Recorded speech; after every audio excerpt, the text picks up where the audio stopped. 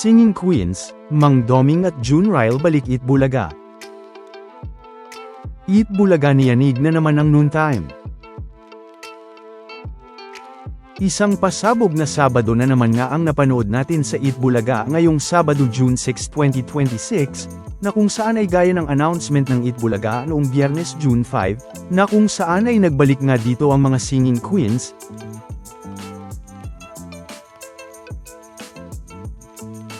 si Mang Doming at si June Ryle. At nakasama ulit ng mga Dobark ads, at syempre ay nakajamang din natin sa Eat Bulaga. Pero bago nga yan, ay sa katunayan nga, ay noong Biyernes pa lang June 5, ay talaga namang inulan na nga agad ng request ang mga Dobark ads dito, na may kanya-kanya na nga agad na mga request sa ating mga Dobark ads.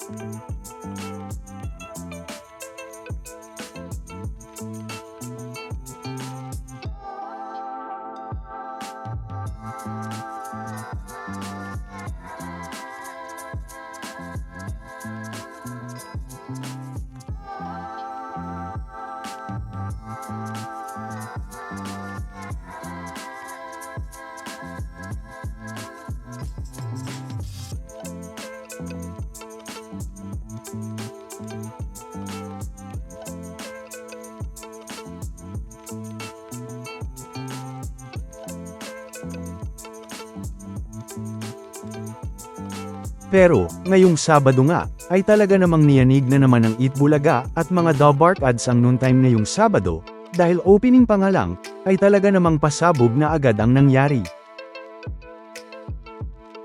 Na kung saan ay kumanta at nakajamang nga natin dito ang mga singing queens.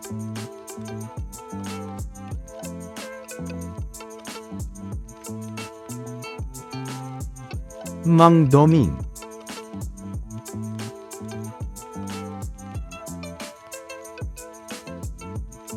June Ryle,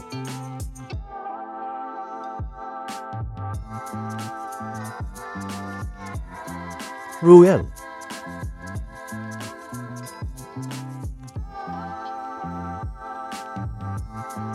si Maine,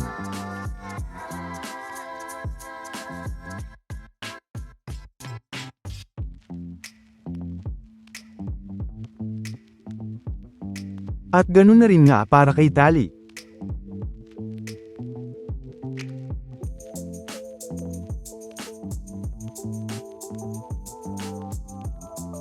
Na isang special na kantahan naman para sa ilang mga Dobark ads natin ngayong Sabado. Nasa katunayan ay umabot na nga agad ng mahigit 60K ang dami ng nanonood sa YouTube livestream ng Eat Bulaga, sa opening pa nga lang. At may mahigit 18K naman ang dami ng nanood sa YouTube livestream ng Showtime 11:53 AM.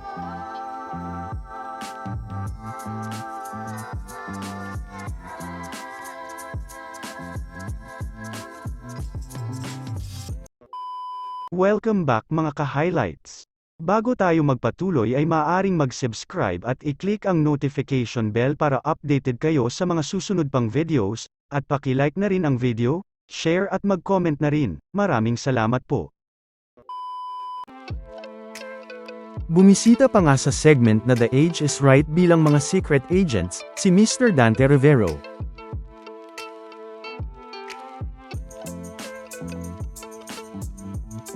Vandolph Quezon,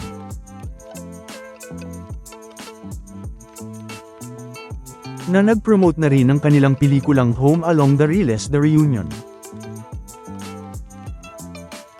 At ganun na rin nga ang pagbabalik ni Ashton Olviga sa Eat Bulaga.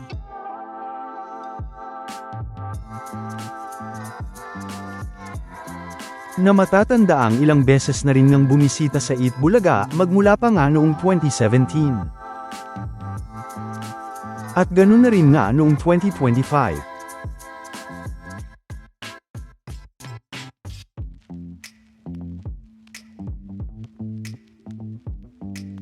na kung saan ay may pa-reunion pa nga sila ni Singing Queen Anne, na matatanda ang dati namang member ng After 5.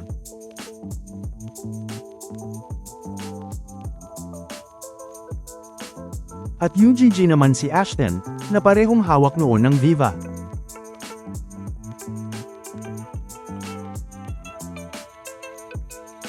Ngayong Sabado din napanood ang qualifying round ng Gimme 5 laro ng mga batang henyo, na kung saan nga, ay ang mga unang sumabak sa qualifying round, ay ang mga nanalo naman sa wildcard round. At napanood din ang Bulagaan University, na kung saan ay ang unang group ng tinawag dito ay sina Karen, Maine at Miles, na nakakuha naman ng 100 points. Ang pangalawang group naman ay sina Ian Red, Hyunyul Kim at Alan Kay, at nakakuha naman ng 0 points. At ang pangatlong group naman ay sina Mang Doming, Ruel, Mayor Jose at Bossing Vic Soto, na nakakuha naman ng 20 points.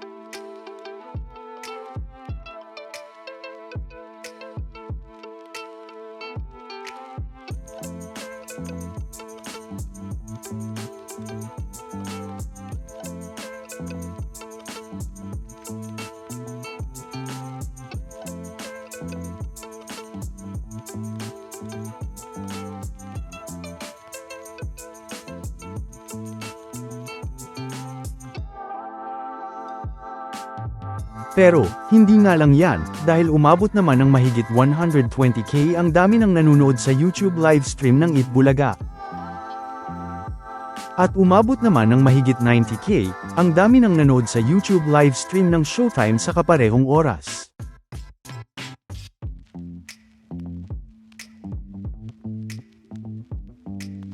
Samantala, ano naman ang mga masasabi nyo patungkol sa mga napag-usapan natin sa video na ito?